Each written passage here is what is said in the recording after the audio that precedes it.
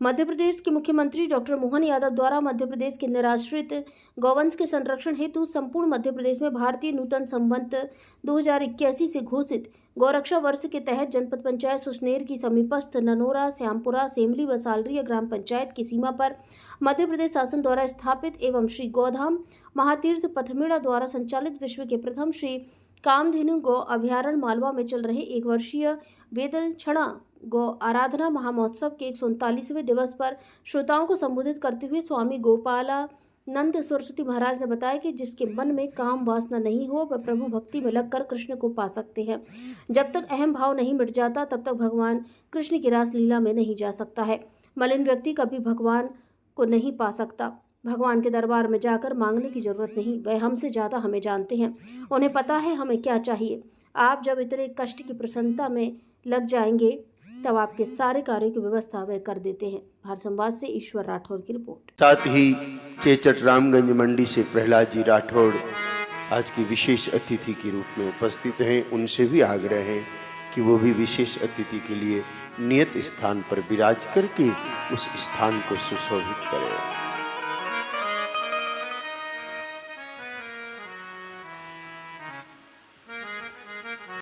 विगत 139 दिन से हम भगवती की कथा सुन रहे हैं, यानी कि 4.5 महीने से अधिक हो चुके हैं और प्रेम भाव से हम कथा का लाभ ले रहे हैं। दोनों समय भगवती का गोवर्ती दिव्य प्रसाद भी हम सबको प्राप्त हो रहा है।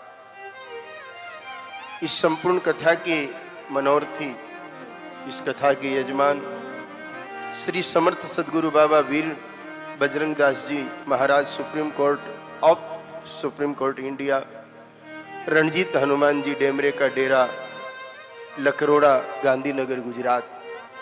आपके मार्गदर्शन में श्री जय गोपाल जी भगवान दास जी अग्रवाल एवं गोलोकवासी श्रीमती सत्य देवी जय गोपाल जी अग्रवाल के सुपुत्र और उनकी पुत्रवधू श्रीमान चिमनलाल जी अग्रवाल, श्रीमती शशि देवी अग्रवाल, इनके सुपुत्र श्रीमान संजय जी अग्रवाल, मनीषा जी अग्रवाल, इनके सहयोगी श्रीमान दिनेश जी गुप्ता, मंजू जी गुप्ता और इनके परम मित्र श्रीमान दशरथ भाई पटेल और श्रीमान पुरुषोत्तम जी पिथरोड़ा पधारे हैं।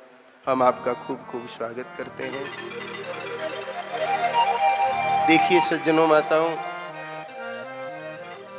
एक सहज सी बात है कि जब निष्काम भाव से कोई काम होता है तो उस काम को परमात्मा पूरा करते हैं। हम किसी काम को करने का प्रयत्न करते हैं तो हमसे किया हुआ काम कभी होता नहीं है। हम तो अपनी श्वास भी नहीं ले सकते, बाकी चीज तो छोड़ दीजिए। अपनी श्वास भी हम लेने की ताकत नहीं रखते। अगर भगवान कह दे कि आधा घंटा की मैं ये व्यवस्था बंद कर रहा हूं, तू तेरे हिसाब से लेना छोड़ना, तो 5 मिनट में थक जाएंगे हम। कभी नाक बंद हो जाए ना, हो जाती है कई लोगों की जुकाम से, कभी नाक बंद हो जाए और 10 मिनट मुंह से श्वास लेनी पड़े, उसमें थक जाते हैं लोग। हमारे शरीर को भी जो संचालित कर रहा है, हम उसी का आश्रय लेकर के जब किसी काम को प्रारंभ करते तो परमात्मा अपनी व्यवस्था करवा देता है। हमें याद आ रहा है करीब 4 साल पहले जब हम भाबर चिकित्सालय के निमित्त अहमदाबाद के 16 भागवत विद्यापीठ में भगवती गौ माता का चरित्र सुना रहे थे, उस समय हमारे मन में एक बात आई कि माँ की कथा इतनी लंबी है, ये 7 दिन में कैसे पूरी करें। तो हमने अनायास ही मंच से बोला कि भाई हमारी इच्छा है कि 1 साल तक गौ माता की कथा करनी, कोई करवाने वाला हो तो चिमनलाल जी ने हाथ खड़ा किया। खड़े तो नहीं हुए, केवल हाथ खड़ा किया, मैं करवा दूंगा। सबने ताली बजा दी। आप अन्यथा मत लेना अग्रवाल जी, हमें विश्वास नहीं हुआ था। ऐसा कई बार लोग हाथ खड़ा कर देते हैं, मैंने इन्होंने भी जोश जोश में खड़ा कर दिया होगा। हम जानते भी नहीं थे आपको, कभी मिले भी नहीं थे।